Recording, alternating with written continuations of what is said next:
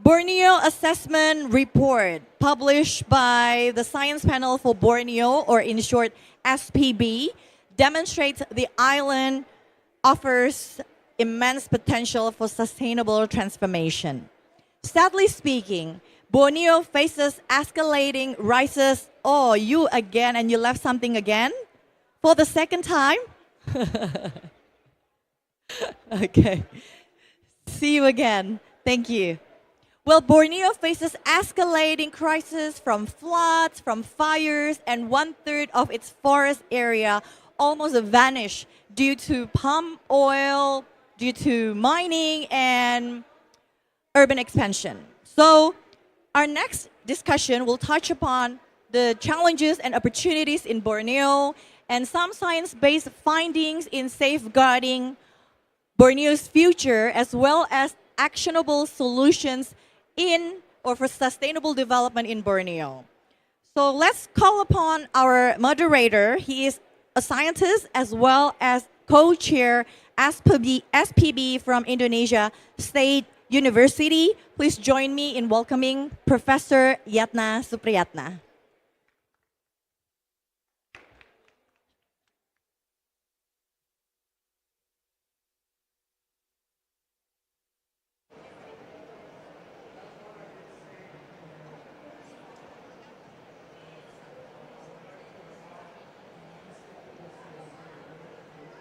Okay, and to accompany him, let's welcome our all speakers. First, Ms. Professor Emma Torres, Vice President of the Americas and Strategic Partnerships. And Professor, let's welcome her. Take your time. Okay. Professor Maslin Mohtar from Sunway University. He is also the co-chair, Science Panel Borneo, as well as, oh, that's it? Oh, Ms. Yuen Yoong Leong from Sunway, also a professor. Oh, it's a powerful panel we have today, all professors. So if you don't have that title, don't worry to be on the stage today. Okay, we have also another professor, Daniel Mudiarso from C4E Craft. Pak Daniel. Oh, you can switch from being a moderator and a speaker or anything in between, yeah?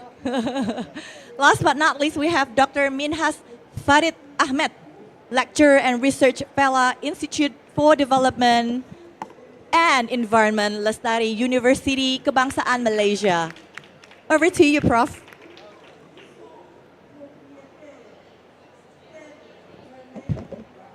Good afternoon, ladies and gentlemen, Bapak Ibu sekalian. Thank you for coming. I mean, those who still in outside, please come to the very interesting meeting because we have all the professor here. Professor usually don't come to this conference, but this is time is a very important because this is the fate of Borneo. So let me tell you about the why is it science panel for Borneo.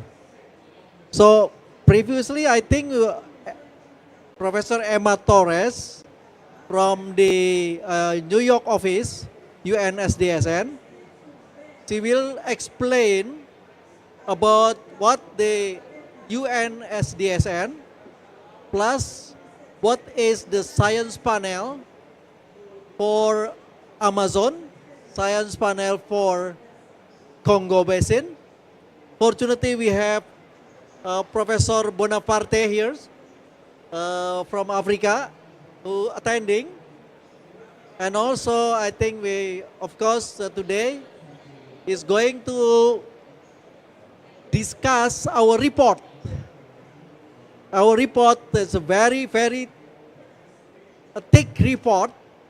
It's about more than 340 people, 340 scientists working from Indonesia, from Sabah Sarawak and Malaysia, and also from Brunei.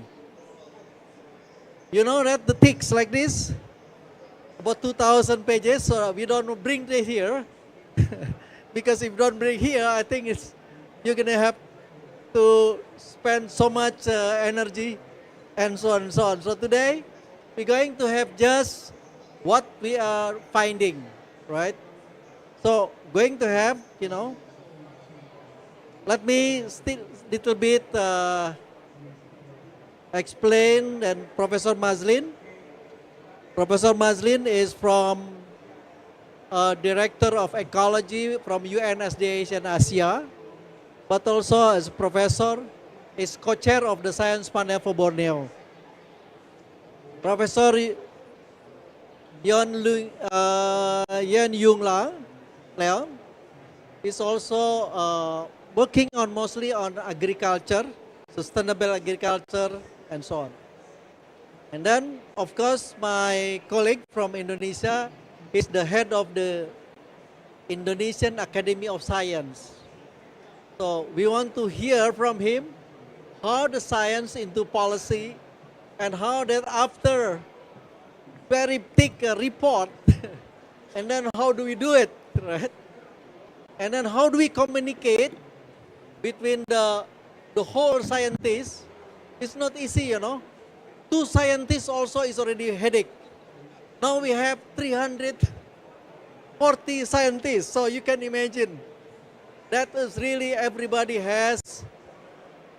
scientist has different meaning, has different or whatever they want to, right? And then Dr. Minas will explain how do we communicate it between scientists and scientists. So that's really going to be it. But without further ado, in fact, originally, Professor Jeffrey Sah is hopefully is coming at the time, but unfortunately he will not come. But Professor Emma Torres is deputy of vice chairman of UNSDSN. On behalf of him, he will explain also what is the story behind all the science panel from South America, Africa, and Asia. So that's really the context of our discussion. So without further ado, let's have the presentation from Professor Emma Torres. The time is yours.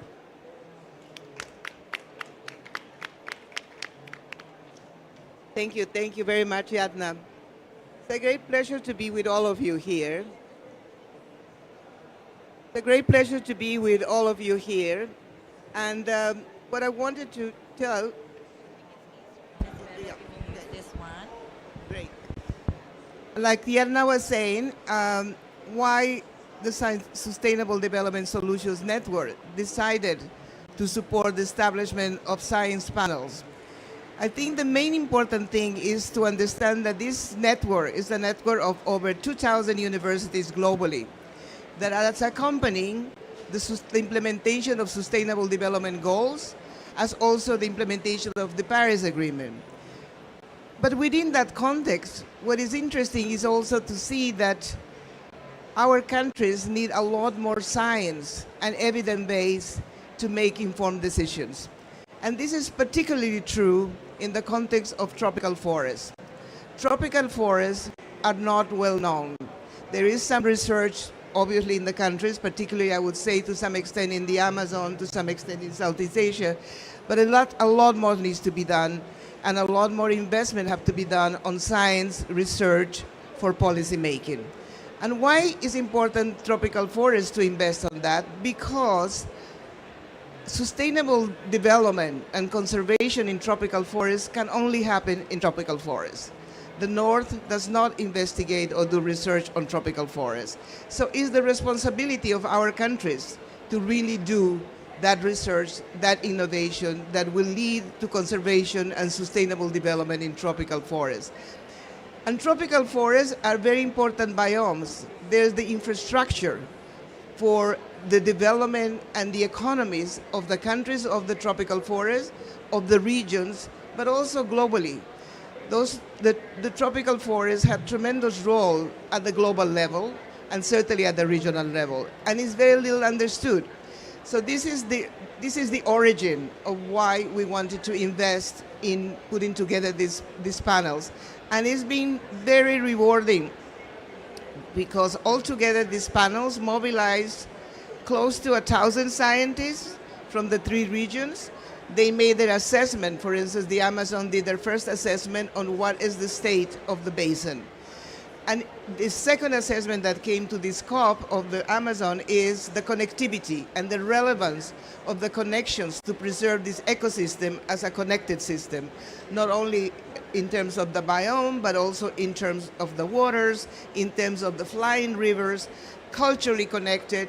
And why is this so important? And I think this is the second dimension, that it will have tremendous relevance for policy making, because what happens in one country, like in Brazil, has an impact in Bolivia or has an impact in Colombia. So the system has to be managed as a regional basin.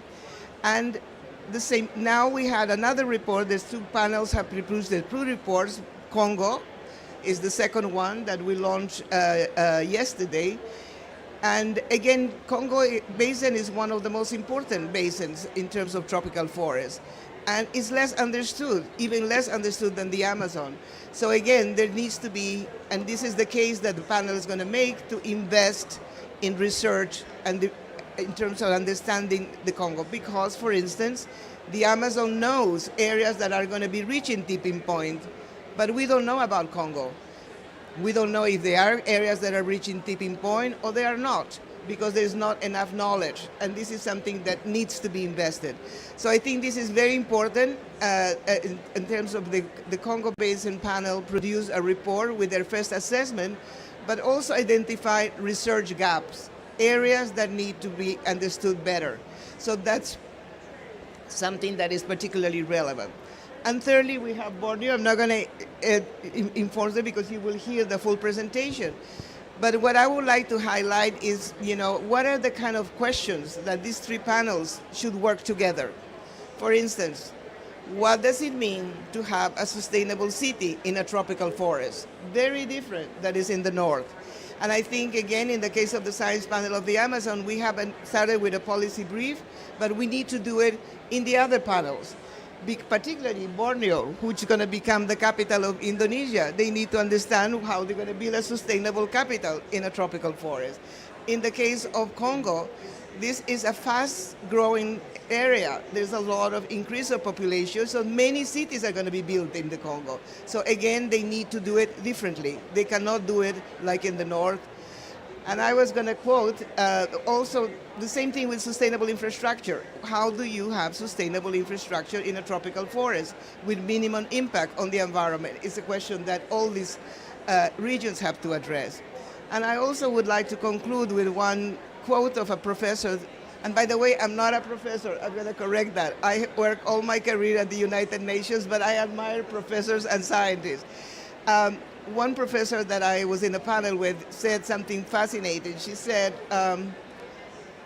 the Global South needs to develop their own solutions, because the model we are living right now is an obsolete model that has created tipping points ecologically, but also social tipping points. So we have a responsibility to build an alternative model, and in particular the next generation that is having so much pressure with climate change, with population growth, with inequity. They have to build a transformative model, and I'm very confident that our science panels are going to make a contribution to that. Thank you.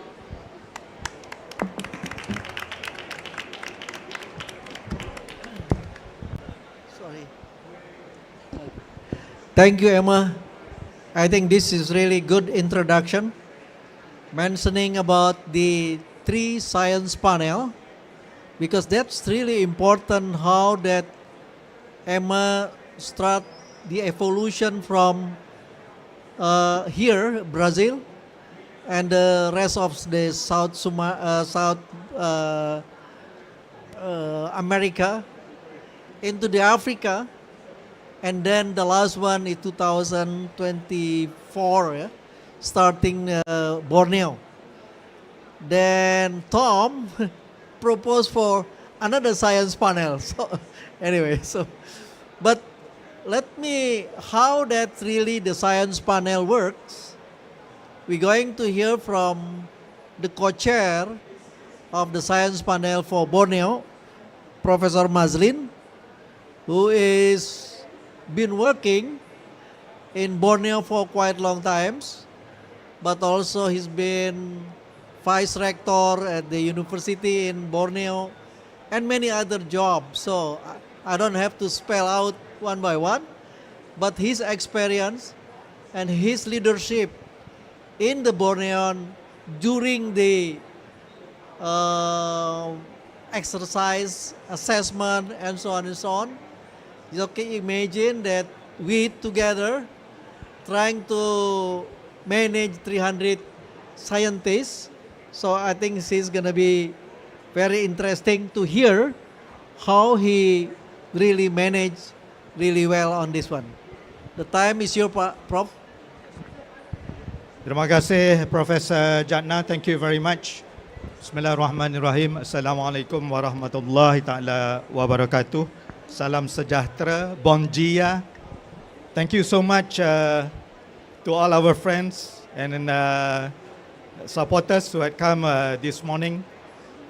Before we move on, we would like to acknowledge the presence of our brothers and sisters from the other two basins. Of course, from Amazon, Emma and Danielle standing up there, and Isabella. And then our colleagues far away from Congo Basin, Dr. Bonaventure and Dr. Stella. Yeah, the three brothers and sisters are here this morning. Anyway, without much ado, Emma has explained the idea of forming the science panel, and that science, mind you, is not only STEM, science, technology, engineering, and mathematics, but maybe what's more important is the SSH, Social Science and Humanity. I also would like to acknowledge the presence of Dato' Roslan. He's the Deputy Director General of Forestry Peninsula Malaysia, and the lady in front, Dr. Low, Malaysian Palm Oil Board. Aha, Borneo, everybody is looking at your palm oil. So any questions, Dr. Low? But anyway, the goodness of the science panel is very, very clear. Otherwise, we wouldn't have received the second report of the science panel of the Amazon. That means things are moving very well. So we knew some of the important issues of Borneo, of course, deforestation, orang-utan, palm oil, mining, so on and so on. But ladies and gentlemen, we are in the region which is very dynamic in terms of socio-economic.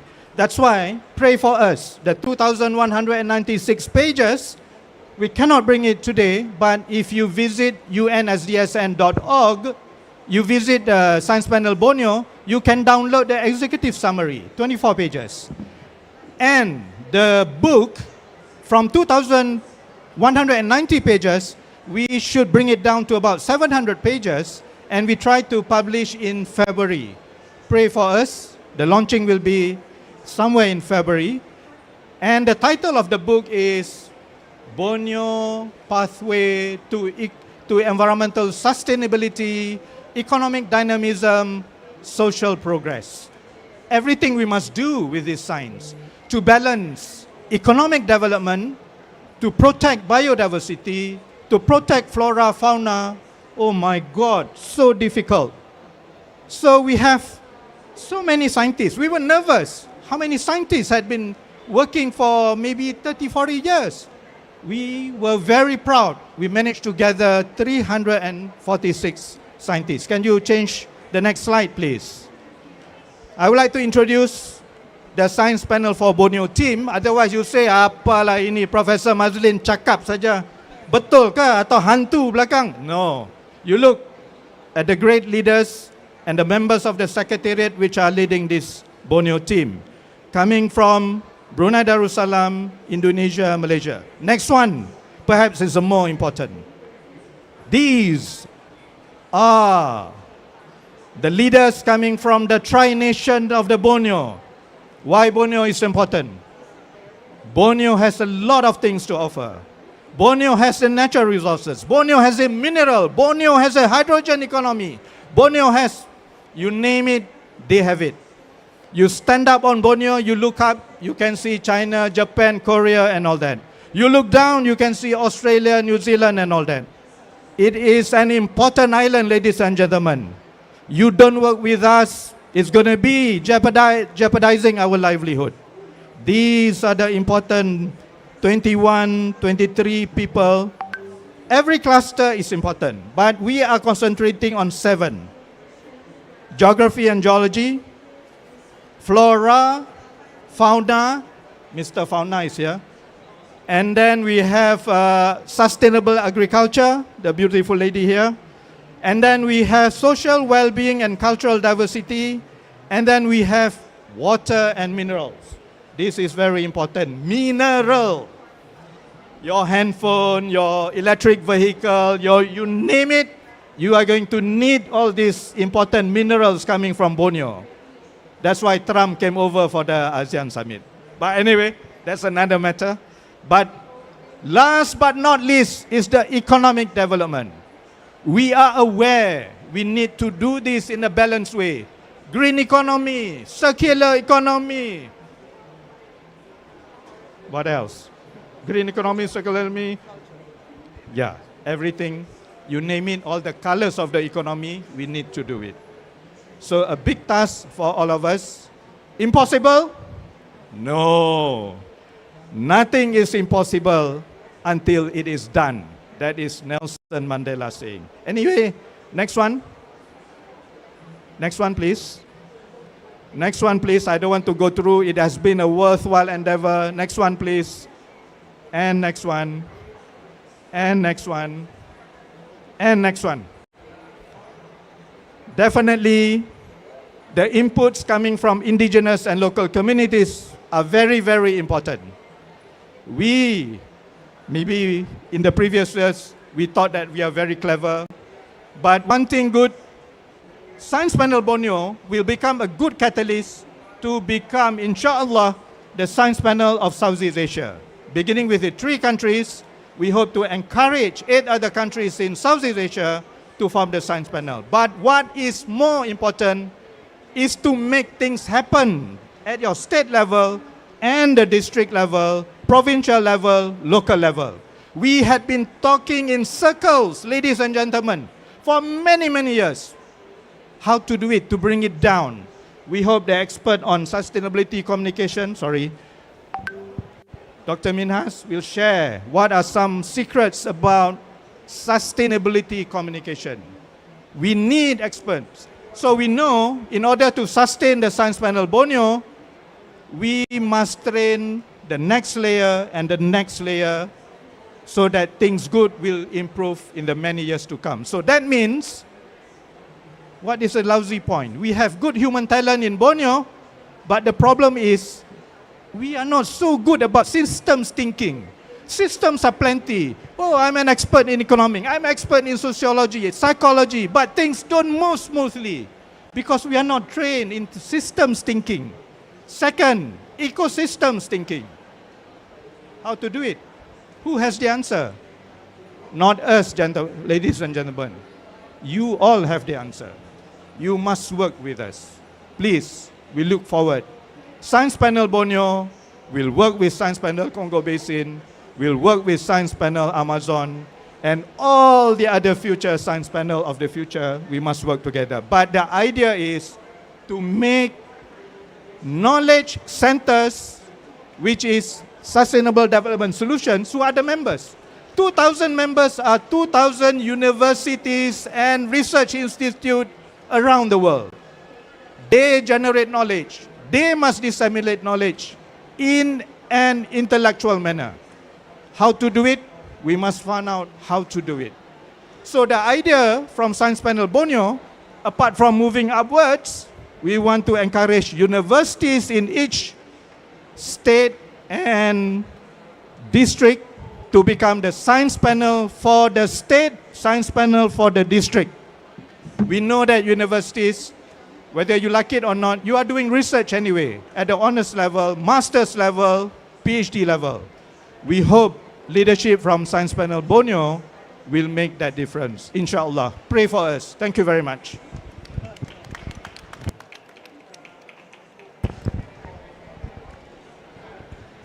Thank you, Pak Mazlin. I think that overall lesson learned is very good about after 1 year, we are really struggling to get everybody's on board and everybody's discuss all these things. But since we have 7 cluster, we do have an example of the cluster, Professor Yuen Leong, who been and start from the beginning, that has been working really hard to make sure the most important thing, because Borneo, as Prof. Mazrin mentioned, that this is very important ways, oil palm, all natural resources, rare earth, and everything there. So what we have to do, and this is the very important, is about the sustainable agriculture. So without further ado, you are going to give something. Thank you, Prof. Yatna, for your kind introduction. Good morning, ladies and gentlemen. Are my slides coming up? Okay, so let us show the next slide, which is where Borneo is. So Borneo is the world's 3rd largest island, and it spans 737,000 square kilometers, shared by Malaysia, Indonesia, and Brunei. Okay, so it has very diverse ecosystems, including the montane forest, the vast peatland, and mangroves. So this place harbors a lot of biodiversity as well as carbon stocks. Hey, next one. Let's show the Borneo. Yes. And these features establish Borneo as a global pillar of sustainability, playing the roles of climate regulator, biodiversity sanctuary, hydrological backbone, as well as indigenous wisdom keeper. And these resources, they secure the food and water systems of the region, and that sustains the livelihoods of approximately 23 million people. Hence, conserving these ecosystems, it is very important for regional stability as well as for advancing global climate and sustainability targets. Yet, this island stands at crossroads because besides being a cultural and ecological treasure house, it is also a major supplier of commodities. And the rapid expansion of these commodities frontiers, they actually threaten the very foundations of this island. So this island is currently seeing the dynamic tension between ecological constraints, land tenures, global market pressures, as well as soil fertility constraints. So all these make the trajectory of this region of interest and of concern to the region as well as to the world. So the question is clear. How do we organize commercial agricultural production without compromising the foundations of the island? And going beyond that, sustaining this foundation as well as adding value to it.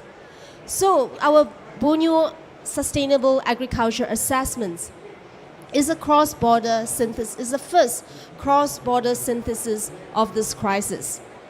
The next slide, please.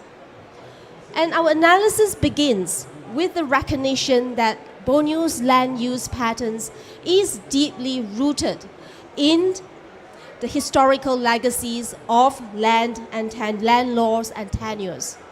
The 20th century saw a deliberate and decisive shift from the colonial and post-colonial land laws that progressively curtailed indigenous rights. So these laws they deliberately failed to recognize traditional sustainability practices. For example, the indigenous Longfellow rotational Sweden systems that has sustained soil fertility for centuries. Instead, these statutory frameworks, they legally weakened indigenous land claims, subordinating customary tenures to state authority, streamlining the expansion of timber concessions and establishment of monoculture estates. These policy choices have accelerated detrimental outcomes, especially concerning soil fertility. Borneo being a rainforest, the soil is highly weathered, and it is acidic, and it is also low in nutrients. Now, continuously and intensively cultivating these soils using heavy agricultural inputs such as chemical fertilizers has led to further acidification and nutrient depletion. Most profoundly, let's show the next slide, the large-scale drainage and conversion of peatlands, particularly in Sarawak and central Kalimantan, has resulted in irreversible land subsidence, in-season fires, and massive carbon dioxide emissions. So all this is a stark warning that brute force, more of the same approach, is going to adversely impact the productivity of soil in this region. Next slide, please. So to understand this failure, we couldn't rely, the next one, we couldn't rely on linear economic models. Hence, we have used the Kabbalistic tree of life system thinking to develop this non-linear model and identify 9 aspects for us to evaluate Borneo's sustainable agriculture. The central finding, next slide. The central finding is a profound dynamic tension in land use politics. On one side are ambitious government visions and profitable global markets. And on the other side are the practical realities of ecological constraints and the soil's long-term health. So we see a system that is caught in between its addiction to profitable but extractive monocultures and the urgent need to implement ecologically sound principles. So ultimately, to secure a resilient and prosperous future, Borneo needs a paradigm shift. And what is this paradigm shift? It is actually about understanding the relationship of human beings within its ecosystem, understanding that we are all interrelated. And sustainability cannot exist in just one part of the ecosystem.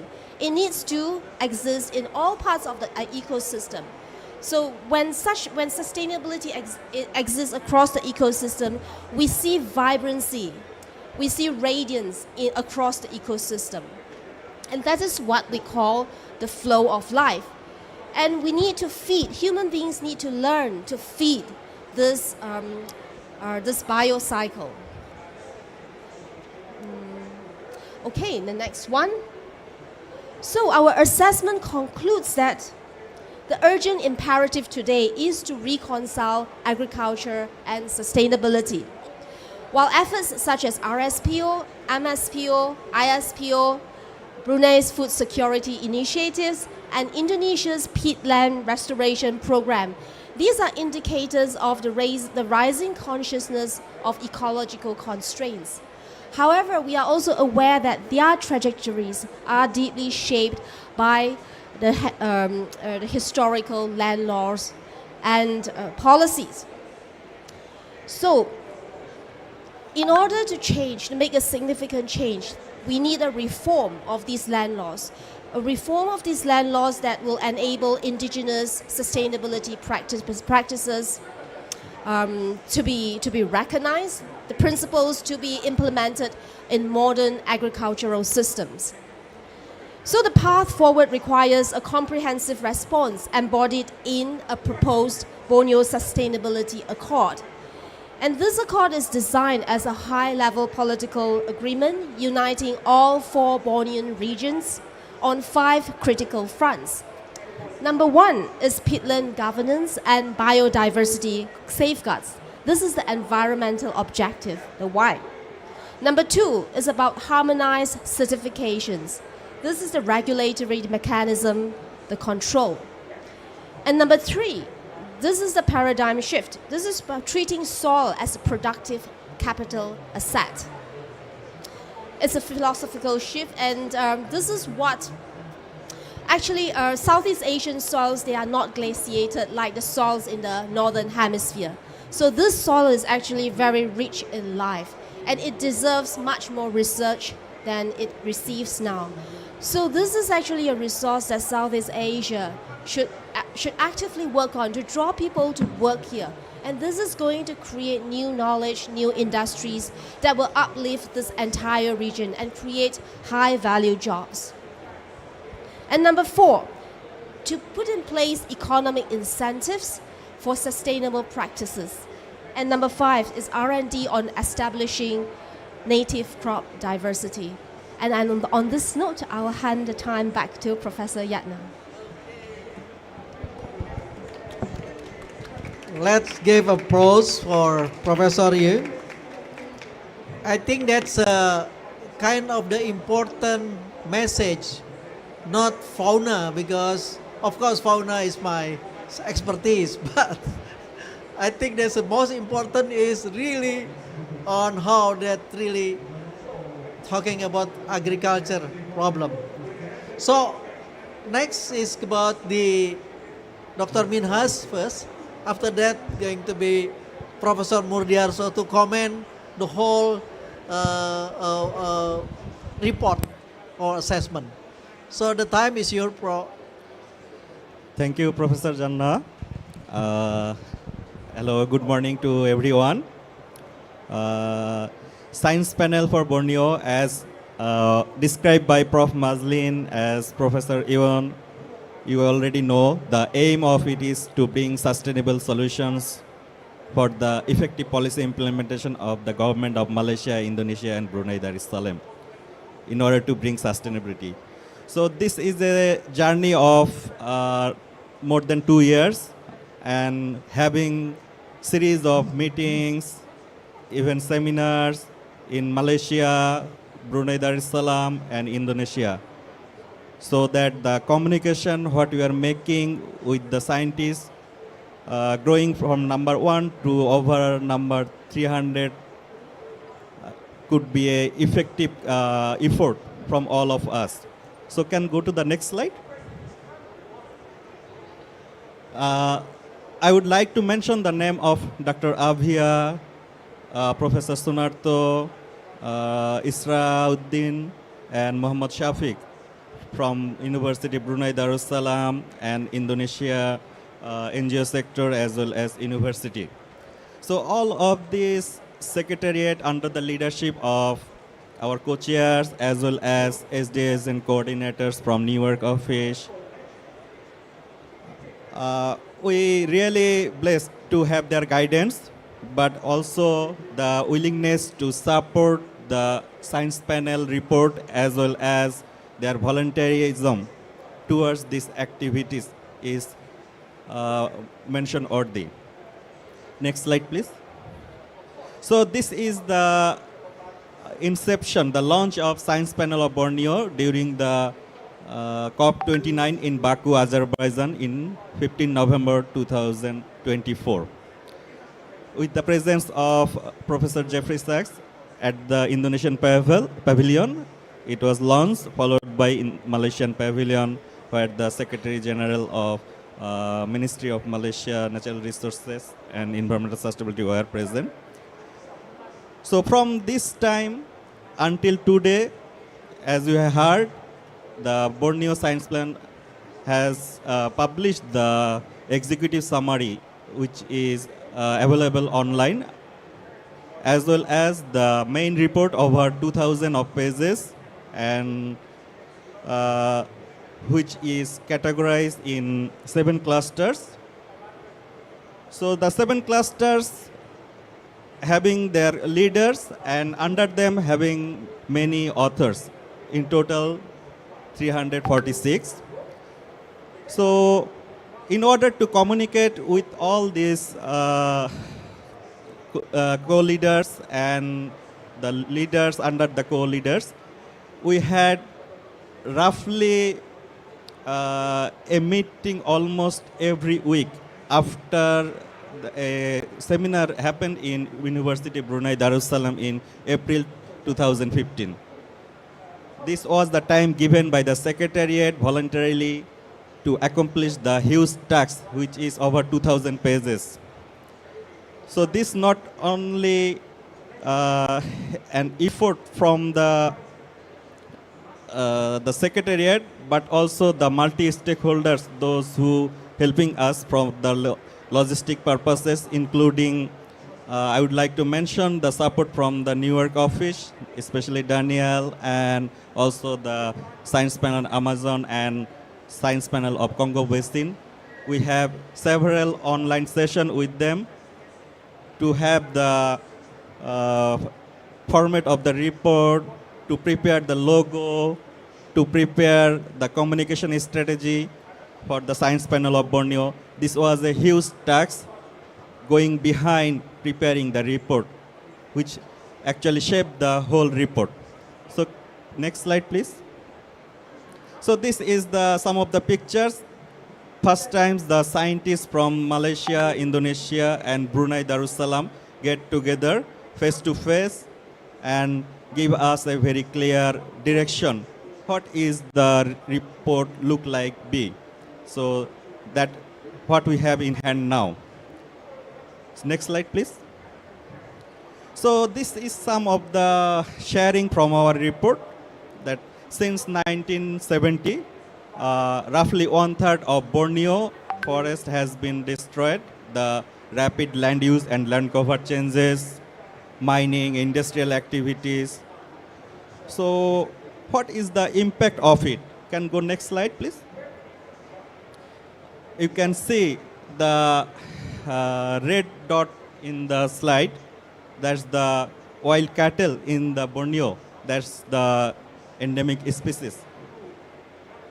And in the middle, the blue indication, the color, that's the dwarf elephant, which is also the endemic species. And the last one, which is the orang-utan in the Kalimantan part, remain only 3. So this is only the fauna, endemic species, but also having the flora, which is also disturbed by the land use changes and fragmentation of management process. And also having the climate change impact, people are also need to relocate because of flooding, erosion, landslide issues. So if we cannot manage this forest properly, there will be a great impact not only to the human health but also to the environmental health. That's why the Science Panel of Borneo came in our hand to support the government with the solutions. Next slide, please. Next one. So in short, the findings is sustainability transition that we are looking for, and of course it should be resilient. But we have the uncertainties, especially in the era of climate change. Community and indigenous leadership is must for this sustainability outcomes in the Borneo, and use of sustainability science, that is the policy and governance framework, must be institutionalized. And having the scientific data information is also helpful for the economic opportunities and to drive the ecotourism in the Borneo. And of course, the era of technology, the inclusion of artificial intelligence already existed. For example, the Borneo Sanctuary Network based in Sarawak. So some of these findings that I share with you must is very helpful for Borneo to remain in the pathway towards sustainability. And I hope when the report come out, you can all see the more sustainability solutions that the scientists have gathered together. So over to you, Professor Thank Janna. thank you, Professor. Let's give applause for Dr. Minhas. I have a very important person in this month. Is Professor, of course, Daniel Mudriarso. He's the chairman of the Indonesian Academy of Science, also principal scientist of the C4 ICRAF in Bogor. So, without further ado, Pak Daniel, please, what do you think about this science panel for Borneo? Thank you, Pak Yatna. So I do not mean to judge what you've been doing, but I had the chance to interact with the chairman of the UN Sustainability Network, and it was a very fruitful interaction and trying to understand what is the challenge of the Bornean tropical rainforest. Especially, I would like to explore further and comment on the heart of Borneo. So Borneo was very large, and the heart is slightly smaller, but very important, and that is the remaining tropical forest in the region. So in my capacity as a scientist at C4 ICRAF, I've been working a lot in the lowland of Borneo, especially peatland and mangrove. And you can hear from many reports that the reduction or disappearance of lowland forests in Borneo has been very fast. So in 2005, WWF reported that the rate of deforestation was somewhere around 1.3 million hectares. That is 13 times the size of Belém, 13 times, or 15 or almost 20 times of New York every single year. So you can imagine the shrinking of the forest cover in Borneo is so fast. And it was predicted that it would disappear in a decade. And I think everything has been completed today. So that message brings us to an attention that how can we safeguard, as the title of this conversation, the safeguard of Borneo, I think is saving or safeguarding the heart of Borneo is very important. And wetland, lowland is gone or very much degraded due to various economic activities related to mining and plantation, etc., that has been mentioned earlier. But the presence of the heart of Borneo, which I was trying to interact with the UN Sustainability Network in the context of science, it is very important to bring this issue into larger community, not only scientific community or science panel of this gathering, but broader community need to hear about the emergency, the danger of the heart of Borneo today. So I think scientists need to liberate themselves from the confinement that they've been talking with each other. The word out there need to hear what you've been doing immediately, soon, rather than later. And with that, I would like to encourage the scientific panel to work with media. So what I mean by media here is not wild social media or anything like that, but your data are very important to be shared with the rest of the community, that you have findings and kind of alarming a situation that the rest of the community need to hear about it. So don't be happy and busy with yourself. So the word out there need to hear that today. No need to wait until the end of this COP or the next year COP or whatever. So you can go to on and on to the COPs, but things are going on in terms of disappearance of tropical forests in this very important biome in the world. Secondly, I think liberation need to be done with regard to the generation. Okay, we've been talking about the past and the current situation. It is our own conversation among us, elderly maybe people. But what about the young generation? I don't think we've done enough to do that. So in Indonesia, we have the so-called Young Academy. And it is with conscious awareness that we have to do that because young people need to get involved immediately on the business of this destruction of the ecosystem. So Young Academy everywhere, be it in the Amazon, in the Borneo region, Sarawak, Malaysia, Sabah, Brunei, and Indonesia need to get together and work with you and immediately so that they can convey or receive the message that you convey or trying to convey to them. So liberation is not only to the society at large, but also liberate yourself to work with the younger generation. And I think it is very important because they will have different challenge. They will have different view in handling this issue for their own generation. I think you're nodding your head. You agree with me, okay? Number three, trying to relate this very occasion with what has been declared last week, TFFF, okay?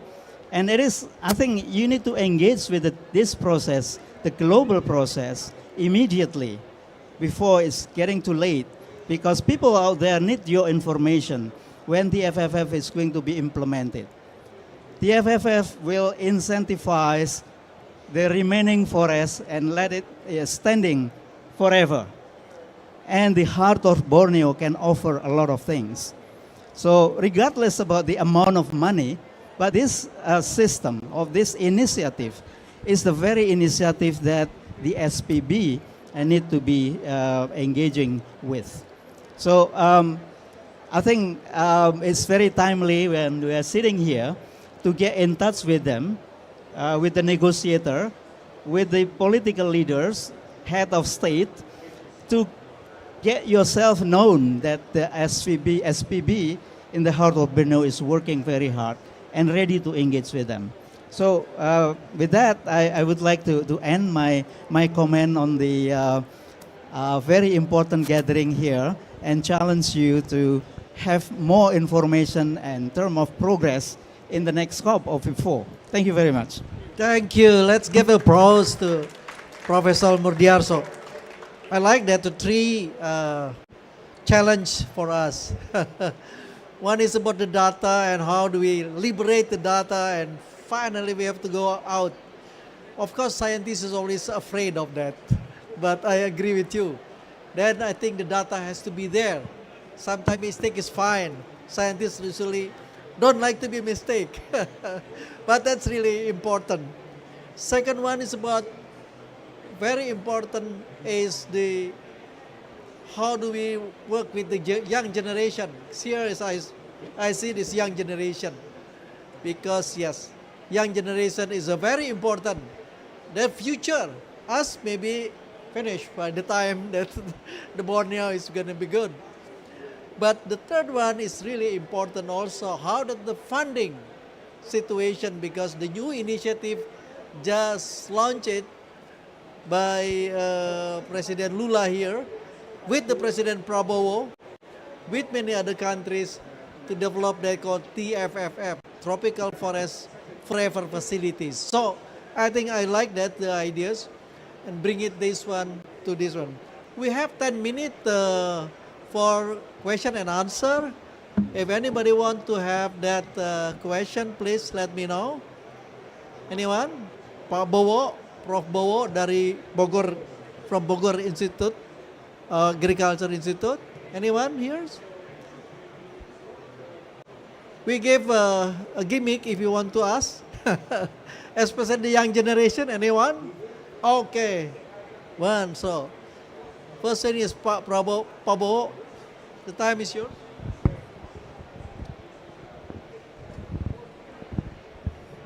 Thank you, Prof. Yatna, and thank you for all presenter in the very nice and important discussion. And then after I learned the focus of this panel discussion, particularly the Borneo initiative, but I will suggest in the coming years, perhaps, the political economic side should be focused on that matters.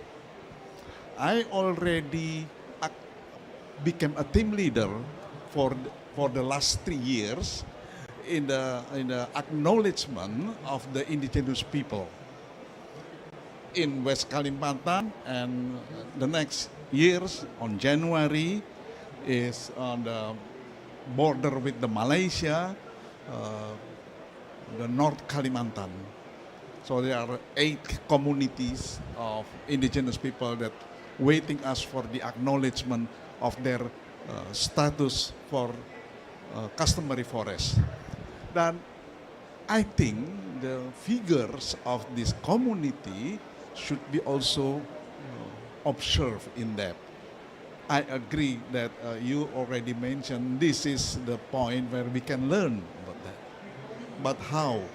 In the bigger context of the regional as well as global, we can put the Borneo not only enriched in biodiversity, but also should know what is the obstacle from the political economic point of view. Thank you. Thank you. Political economy, political ecology too, right? So I think this is really good, and we're going to discuss about that. Okay. Hello, are you Yes. all able to hear me? Okay, I have a question for Professor. No, no, still not really working. Is it up? Okay. Yes. Hello everyone, my name is Hao. I have a question for Professor Mijiaso related to the topic of, how young generation needs to, I would say, be more aware and be more present into such topics and such debates. And how, I ask you, how would young generation do such thing? Because in terms of, I would say, the perception of how climate debate is right now, I would say that young youth shows some kind of despair related to how the future presents, not only to them, but I would say to us, because I am part of that young generation as well. Mostly related to see, I would say that, we are on COP30, and COP happens for almost 30 years, and the global temperature is still rising. We still face some environmental issues. So how would, what solution, not solution, but what would be your a word of wisdom to such youth that perceives the future with not only despair but don't show any kind of interest towards that? Thank you, everyone. Oh, sorry, I didn't present myself. My name is Hao. Oh, my name? Okay, yes. Thank you. So, anyone like to answer from Prof. Bowo and Prof. Mazlin? Thank you, Prof. Jatna. Thank you, Pak Bowo. Yeah, we agree. Political economy is very important in our region especially. But coming from the Malaysian Borneo perspective, particularly from Sabah and Sarawak, we are very happy indeed to look at how the government, especially because in a developing country situation like us, we always look to the government. For, of course, contributions from NGOs, academia is very important. If you look at the policies of the Sarawak government, Sabah government, they are very advanced, I would say. For example, for the Sabah government, they are starting to look at the blue economy. And under the Chief Minister's office, they had set up the Sabah Maju Jaya unit looking at blue economy, and they brought in very senior people to give advice on how to embark on this. In terms of renewable energy, Sabah government in Malaysia is the first to pass a special law to look at OTEC, Ocean Thermal Energy Conversion. If you look at Sarawak, even more gung-ho. They are looking at hydrogen economy because they have vast amount of water from dams that they have built in the past. And my colleague here, apart from looking at sustainable agriculture, she is also leading the ASEAN Green Future Initiative, whereby at the recent summit concluded at the end of October recently with Anwar Ibrahim as Prime Minister, calling all the heads of government of the states, of the member states of ASEAN, they agreed to sign MOU to look at ASEAN power grid, whereby, especially in the Borneo part of Malaysia and I'm sure in Kalimantan and Brunei Darussalam, is going to be an important source of renewable energy. And they are going to have access renewable energy. And how this can be fed into a Borneo power grid and ASEAN power grid of the future. So this is going to happen not in 3-5 years, it's going to happen in 10-15 years. This is one contribution where young people should come in from now. And you are going to be the leader in the district level, local authority level. You see beautiful things in terms of blueprint, energy transformation roadmap, water sector transformation 2040, Malaysia, Indonesia, Brunei. Fantastic, great, good, wonderful. But implementation, we need a new kind of district officer level leader. I'm not talking about government. Beautiful, cutting ribbon and all that. But go home, we seems to be feeling, business as usual. This is very frustrating. So young people, please, how do we choose soon, which are among yourselves, how should you all be trained? How should government select you? What are the content of the new kind of training for you to become an effective district officer? Because at the moment, very sorry, chief ministers, premier, we seem to be looking at district officers who are very senior, and sometimes they come to conferences and seminars. We are not sure whether they can go back and implement. You see, smart people are everywhere. And universities in our region, including in Borneo, we are the top 2%, 1% in the world. We have the brains, we have the human talent. But why we are not performing? That's why I keep emphasizing the systems thinking, and to look at things in the ecosystems approach. If you manage something in the river basin, so easy to learn that in the classroom, but how to train officers, district officer in the upstream, middle stream, downstream, I don't think we are being trained like that. And how do you train the current officers? How do you train? You come to big meetings, you go home, and what next?